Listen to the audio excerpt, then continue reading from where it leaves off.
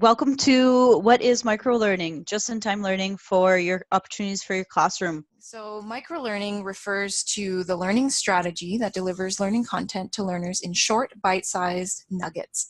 So really what we're focusing on is short, quick, one learning outcome. It could be a video, it could be a document, it could be a slide, a graphic, an infographic. So we're talking about a lot of different types of content, but really what unifies all of those types of content is that it's short, it's bite-sized, it meets that one specific learning outcome. As well, the way that microlearning works is it gives choice to the user. So if we're talking about students, it gives them choice in terms of the amount of time they want to spend viewing or interacting or reading something. And it's available in different formats. So they can view it on their phone, they can view it on the computer. There's a variety of things that they can do to access that content. And in all, it gives them a little bit more choice in terms of their learning. So really, I threw this in here. Microlearning is really just the gold nuggets of learning. So what is that one thing that you want them to learn about that learning outcome? So Amy will give some examples a little later on about one of her anatomy courses that she did using her course outline. But just keep this analogy in mind, the gold nuggets of learning. All right, so when we're talking about the elements of microlearning objects, like I said, whether it's a video or an infographic or whatever it is, there are really 5 elements that unify those types of things. So the timing, so it's usually short. We're talking minutes instead of hours. In terms of focus, the topic is very, very narrow. So, you know, a broad topic like electrical could be narrowed down to one learning outcome. So, you know, what type of wire do you use for what type of purpose? As well, they can stand alone. So if it's a video, you might have a variety of videos that are part of a series, but each video within that series can be viewed as an individual. So it kind of helps your learners in that way. As well, like I mentioned, it can be multi-device. So usually if you're designing microlearning and it's web-based or it's computer-based, then you can access that on whatever device you have available to you. And then lastly, multi-format, as we mentioned, talking about the different types of microlearning. How and why does microlearning work? Basically, the biggest thing around why this works is that it's in short bursts of time. And if we've ever been in a classroom, you know that your students can only really stay focused for a short period of time before they need to go and do something else. Or if you've ever experienced searching on YouTube to figure out how to do something, I know I do. I look for the shortest video. Content obviously plays a big role in what I'm looking for as well, but I would rather watch that 5-minute video versus that 20-minute video. So going along the YouTube, I'm just going to read a little bit of the research that that has been that we found when we were looking for this. So according to the e-learning industry, so if we break instruction down to small digestible chunks that can be accessed anywhere at any time, it makes sense because among many other things, it addresses keeping attention of the learner and being able to retain that information. Now, from YouTube, on YouTube, a 12-minute video is only watched for about 3 minutes until the viewer clicks on something else. The most popular videos clock in at around 4 minutes. And 4 minutes and 20 seconds and contain a lot of motion. So there are literally millions of how-to videos on YouTube, and if you haven't used YouTube as a search engine before, I highly recommend it. And basically, all the research says that microlearning, these small learning objects, are most effective at no more than 5 minutes long. Awesome. And as you can see here in the bar chart that we have on the screen, if you just look at that black horizontal line, so what you're seeing there is the median amount of time that people will watch a video. So for example, if your video length is 0 to 3 minutes, then your engagement time or your engagement time in minutes obviously is lower. However, as you start increasing the video length, your engagement time, which is really, I mean, if you have a 10-minute video and your engagement time is only 1 minute, then that's probably not a very engaging video. So, so the average engagement time for a 6 to 9 minute video is at the 6-minute mark. So what you're seeing there is supported by research. All right, so now continuing how and why does microlearning work? There's been a lot of research done in this area, especially when it comes to learning theory and attention spans, and I know we like to talk about millennials a lot. So according to the Journal of Applied Psychology, learning in bite-sized pieces makes the transfer of learning from the classroom to the desk 17% more efficient, because that content is more easily consumed at the student's own pace. And it's more focused as well. So instead of someone spending 20 minutes learning about 5 different things, they can spend 1 minute or 3 minutes or 5 minutes learning about one specific thing. And we know from studying this that retention and memory of this information is actually increased, because they only have to remember one thing versus multiple things in a longer period of time. Learning in stretches of 3 to 7 minutes matches the working memory capacity and attention spans of humans.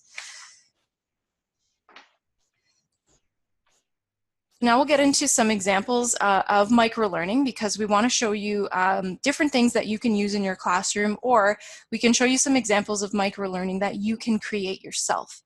So to begin, we're going to talk about TED Talks. I'm sure many of you are familiar with TED Talks. You probably have seen or used this in your classroom before. So TED Talks are a great example of microlearning, but however, when we're talking about those 20-minute long TED Talks, that's a little lengthy in terms of, you know, a learning opportunity in your classroom. It's likely that in those 20 minutes, that TED Talk is going to be focused on a few different topics and a few different outcomes. However, we did find this series of videos from TED that is called Small Thing, Big Idea, and they have a playlist here on YouTube.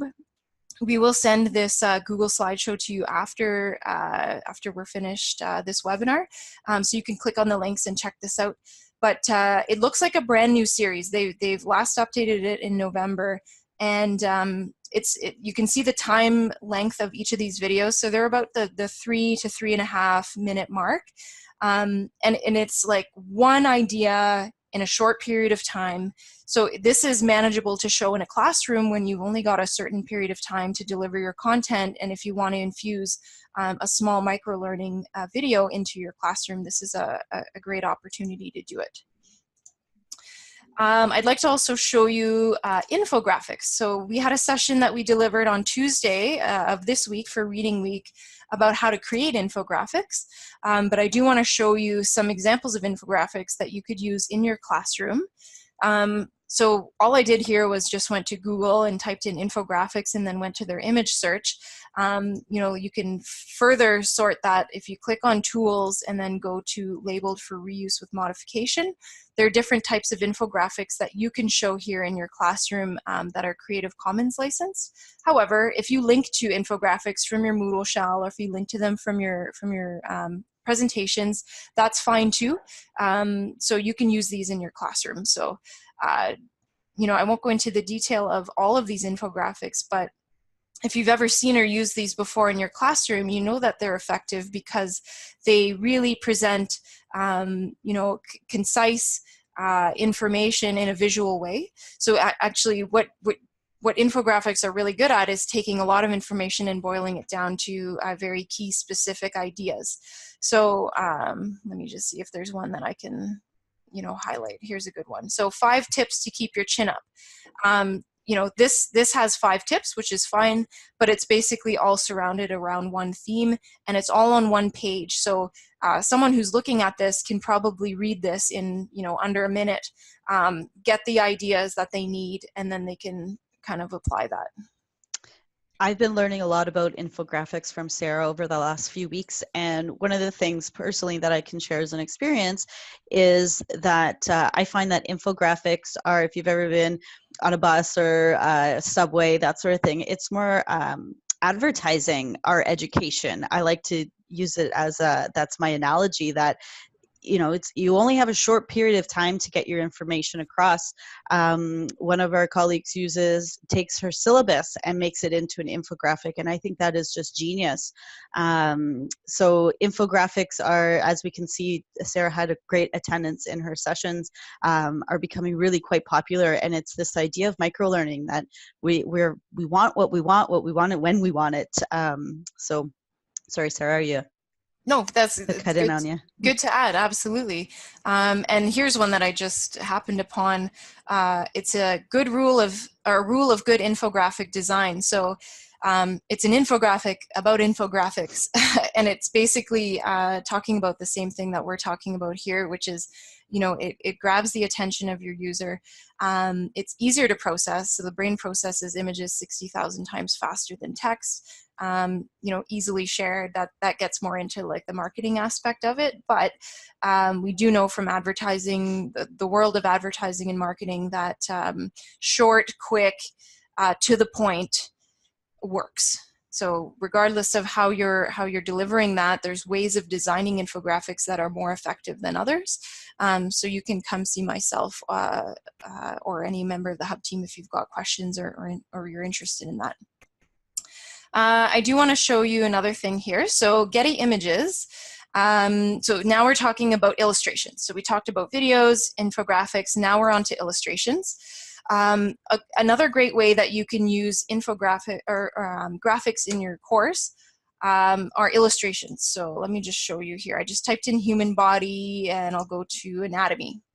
I'm talking anatomy because Amy teaches anatomy, and it's a nice topic to talk about because her learning outcomes are very specific to different body systems and so forth.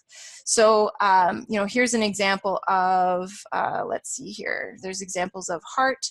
Even just this simple image of the internal structure of the human body. So one topic. So internal structure of the human body, that's one topic. And then it outlines, the organs that make up that structure. So an image like this, a student can look at this and easily see all of the elements in one place. It's easy for the brain to process because there's not too much going on in that image. And it's just like a nice way to present information. Getty Images is a paid service. So if you're looking for stock imagery, we have access in the hub to Getty Images. We have a subscription with them. So if you ever want to use images like this in your course, because I absolutely love Getty for the purposes of finding that like very specific graphics for courses. You're free, just as I clicked on this link. I don't think I'm logged in right now. But anyone who wants to look for images on Getty, you can just go right to Getty Images and browse. The only thing you won't be able to do is download. So we have the subscription to download those images. The other thing that we can do too here in the hub is, say you want to use an image like this in your course to really just highlight the lungs, for example. So say you just want the lungs in your image. Well, a lot of these images come as EPS files. So the great thing about that is that's called a vector file. And what happens with that is you can remove elements in that image so that only one piece shows up. So each of these is considered a layer. So that file there comes in those layers that we can turn on and off depending on the need for your classroom. So that even further refines the content that you're presenting to students so that it's a nice, concise presentation of information. Let's see what else. You kind of get the idea here, like all of these. This is also available as an EPS. So if you see that EPS option, then you'll know that you have full customization of that image if you want to work with us to create some of these things for your class. And I mean, Getty has like thousands, like maybe tens or hundreds of thousands of graphics on here that you can choose from for all different subject areas. Blinkist. So this is another great one. I personally subscribe to this just in my home life. What it does is it takes very popular nonfiction books and novels, and it summarizes them into about 15 to 20-minute summaries. So it's really fun as I'm doing dishes and cleaning my house and whatever I'm doing, is to, you know, just read a book. You know, you're not getting the full book. You know, it's not a full audio book like the traditional sense of an audio book, but it does provide you a nice little summary of the book that you kind of just get the key points. And if you think about it, this is my rationale. If you think about it, a lot of books have, you know, some storytelling involved. There's a lot of examples and things like that. So what Linkous does is it kind of takes some of that extra information out, and it really just highlights the key points of the book. So it's a really nice service. I think I paid like $89 for the year, which is really nice. And I've read, again, I put that in quotations, I've read like almost 50 books now. I know it's not the same as reading like a book in real life, and you're not getting all the ideas, but you do get those key nuggets. If we want to go back to that analogy, you get the gold nuggets of learning. And I also think, Sarah, that being able to take this idea of summarizing in audio format and doing that for your students, so transitioning that into what you're, you know, is it a weekly summary that students can listen, you know, on the way home from school? This is what you did this week in my class. You know, very short, just something that they can listen to and not necessarily have to watch. Exactly. Yeah, out of the way. Okay. So the first thing that I want to share, I know the first thing is the crash course playlist on is the next thing, but I am going to go to my Moodle shell first. So I teach anatomy and physiology to pre-health here at Cambrian. So this is my Moodle shell. This is how I section it. I don't do weeks, I do topics. Just it gives me a little more flexibility in terms of how long things take me. So I started off with the endocrine system. And Sarah, you can see everything all right? Yep, I can. Yep. Okay. So here's my endocrine system. So endocrine system is about hormones. Okay.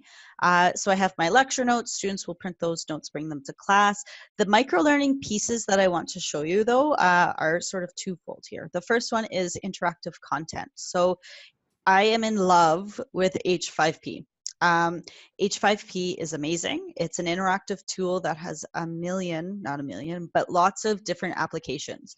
So what I was able to do, let's go to the endocrine labeling. So H5P works really well on mobile devices as well. So I tell my students, I said, if you're waiting for the doctors or dentist or whatever, you're riding home on your 10-minute bus ride, click into Moodle and you can drag and drop. So here are all the different hormones throughout the body.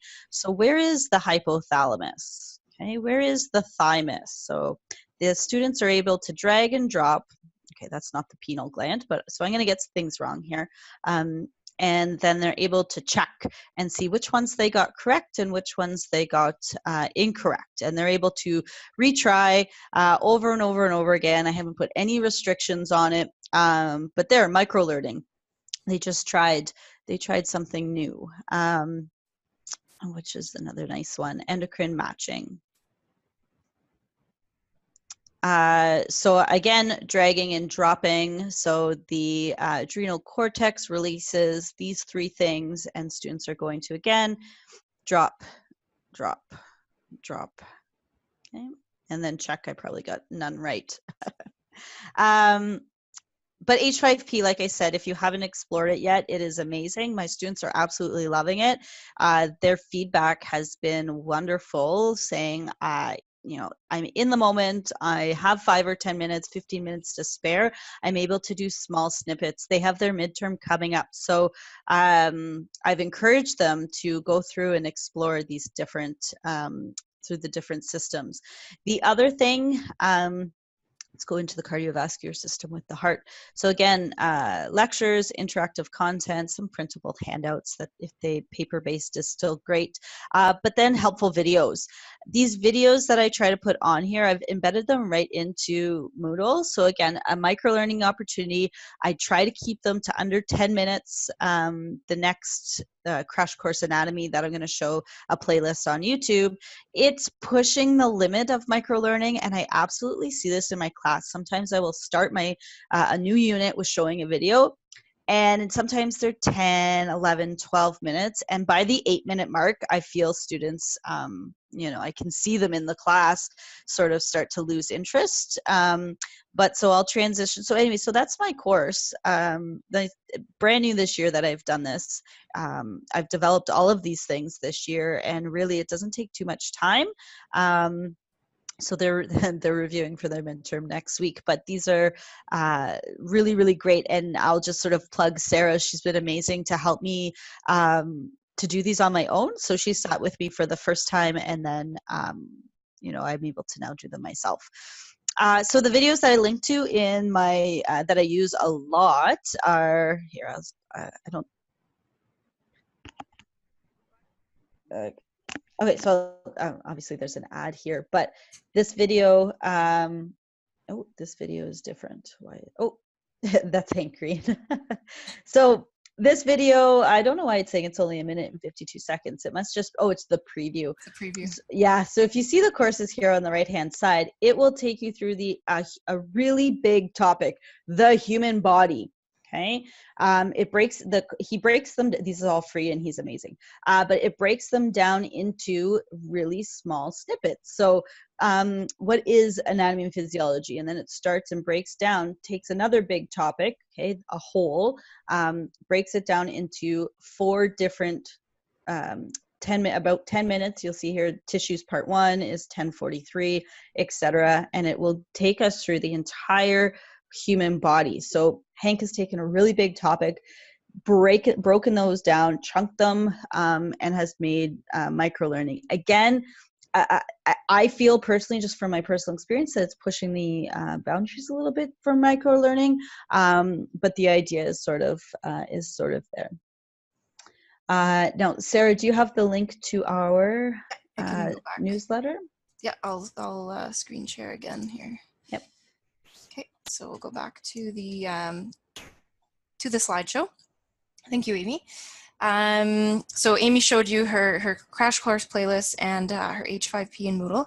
I do want to show you another one that that you could do in your course. I mean, this is the hub newsletter that we deliver out bi-weekly through email. So if you have a chance, subscribe. Got to put that plug in there, right? Shameless plug. Shameless plug. Anyhow, so we've designed our newsletter actually with microlearning in mind. So it's really meant to be the just-in-time learning, short, quick, as you need it, depending on where you are in the semester. We really focus on the type of content that we're hearing from faculty that they're looking for, and also what we feel could be of value. So this one was back in January, I believe. Yeah, because Jenny just joined us in January. So the examples of microlearning that we can show here are, you know, this little snippet of information, this little block right here, we consider this to be microlearning because you kind of get the short information that you need. If you want to learn more, you can click the links, but it just kind of gives you an idea to think about. We've got some level up stuff here as well, but really what I want to focus on are these little videos. And as you can see here, we put the timestamp here. So this video is only 47 seconds, and it's just an explanation on how to get started using rubrics in Moodle. And then another one here, a 43-second video explanation on increasing accessibility of your Moodle page.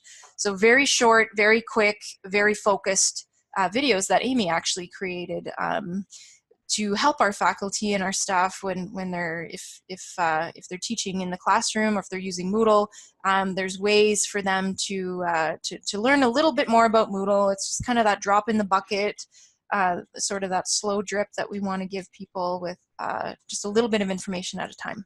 Next, we'll talk about creating microlearning objects and the benefits of doing that. So it's easier than you think. There's a lot of benefits in terms of the educator point of view when you're creating these things. It does focus your content, and it makes it easier to create. So instead of trying to think, how am I going to make a video about the entire novel that we just read, you could focus on like a single chapter. You can focus on a specific learning outcome, which is really what we recommend is to start with, is just that singular learning outcome. It's going to save you time because you're not creating that video on the entire novel that you just read. You're really just focusing in on one thing. So it's going to save you time in terms of creating the thing that you're creating. It also saves money. So, I mean, there's different ways that we could create content if we need to purchase, special software, or if it just takes our time, so it saves the college money in terms of, the amount of time that it takes for us to develop these things. So because they're short and quick and focused, there are benefits to that. They also help to break down learning objectives into manageable chunks, like we said. In terms of drawbacks, I know we don't have that on the screen, but I'm trying to think of some examples, Amy, that might, maybe not necessarily a benefit, but a drawback. One thing I can think of is because it's so narrowly focused, maybe the person might not quite get the holistic view of what you're talking about. So unless they have context of the bigger picture, depending on how you frame that video or that infographic, you might need to give a bit of context at the beginning to say, okay, we're talking about this big topic. Now we're going to narrow it down. So I could see that happening in a course like yours. Yeah, and the other thing too that I've sort of thought about is how I'm releasing all of my microlearning objects on Moodle. So at the beginning of the semester, it's blank. I don't have everything preloaded. This semester, I'm making them on the fly. But as I think to how I redeliver this course next semester, I am going to hide everything from the students. I could see them getting overwhelmed if I were to show everything. And if they were scrolling through their Moodle going, holy, there is a lot of content here. But it's only short little bursts of microlearning. I could see them getting overwhelmed that way because it is a big topic. Even our units there is a lot of content, but I've tried to break them down. So I can see someone maybe that would be the opposite of a benefit. Yeah, a drawback. Sure. Yeah, or consideration. Or consideration, yeah. Yep. All right, so here is my dynamic course outline. Whether you've written it yourself or somebody else has written it for you, the best way to plan, and Sarah and I have talked a lot about this, is so you have on the left-hand side, you have learning outcomes. On the right-hand side, you have objectives. So basically, the dynamic course outline is breaking it down for you. So the learning outcome is sort of the whole. Okay, yes, the course is going to be the big whole, but a learning outcome is going to be is a bigger concept. So you'll see my learning outcome number 4, identify the structures and list the functions of the glands and hormones of the endocrine system, et cetera, et cetera. So this is my number 4 is my learning outcome for the endocrine system. Now, my experience this semester with just seeing H5P and going, wow, this tool is so amazing. I just started creating a whole bunch of things willy-nilly. Now that I sort of have grasped H5P and how awesome it is and have come to terms with the awesomeness of it, I can now take the learning objectives and say, actually, okay, I should just make one small micro learning for each one of my objectives. So I have a 4.1, a 4.2, a 4.3. So you can see here 4.2. Locate and name the endocrine glands of the body. That was the very first little short H5P interactive content that I showed you. That would be a very short micro learning for that objective. And as you can see, as I scroll down, I have many, many learning outcomes and objectives for this course, lots of content, but I feel that taking those objectives is a good first step. Now, the next decision is, what is that micro-learning object going to look like? Is it going to be an interactive content? Is it a video that I can find? Is it a video I create? Is it an audio track? All these things that microlearning objects can actually be. So that is my recommendation to, all right, if you're trying to chunk out information, refer back to your dynamic topical or dynamic course outline, and use the objectives as those little pieces to build from. Exactly. Thank you, Amy. And I think too that you don't necessarily have to create a single learning micro-learning for each of these, which is definitely not what Amy's saying. No, sorry. No, that's not, I know that's not what you're saying, but I think if you want to incorporate some elements of micro-learning, Amy's got a good system set up in her course where she's taking the time to specifically choose which ones she wants to create those micro-learning for, and then of course she's supporting students in other ways to meet the learning objectives in class and through her other materials.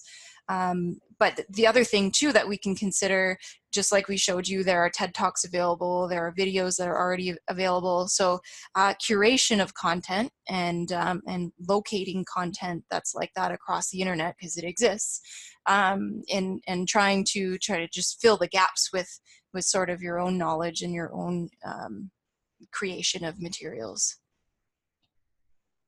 Okay, I'll share back to my screen. Yep. Anything else you wanted to add for that, Amy? No, I think I've covered it all. Perfect. All right.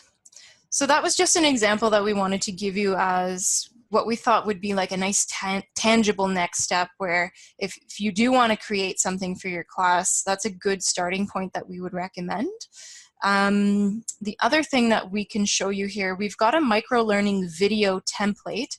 So if you click on that, it'll ask you to make a copy of this document.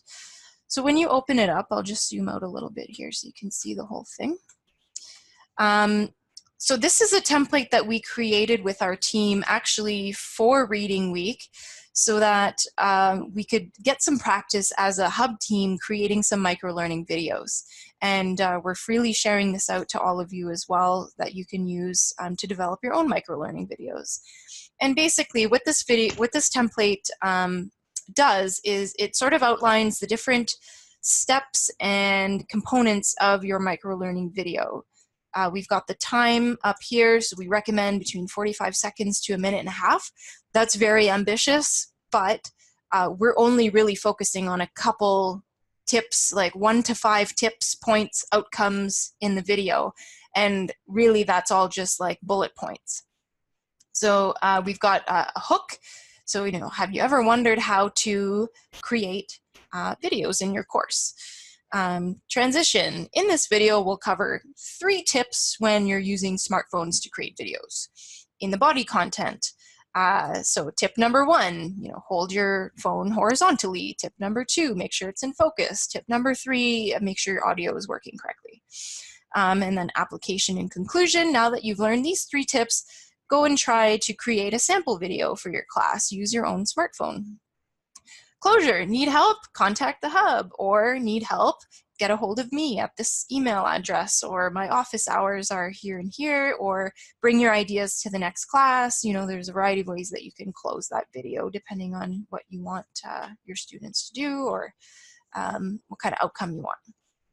So just a very quick template that you can use in your own class, and then describe the visual is, you know, is it going to be someone talking on camera? So it'll be sort of like a headshot, and then you can transition to whatever visual you want. It could be a PowerPoint, it could be a screen capture video, whatever visual you want to show, and then transition back to the person talking on video on camera, just as a nice closure. So you'll see some examples of those micro-learning videos that our team is producing right now come out in the next few weeks. And that was sort of like the 3rd format. We had, for Reading Week, we offered 3 formats for our sessions. We had webinars, like we're doing right now. We have the in-class sessions, like we did today and earlier this week.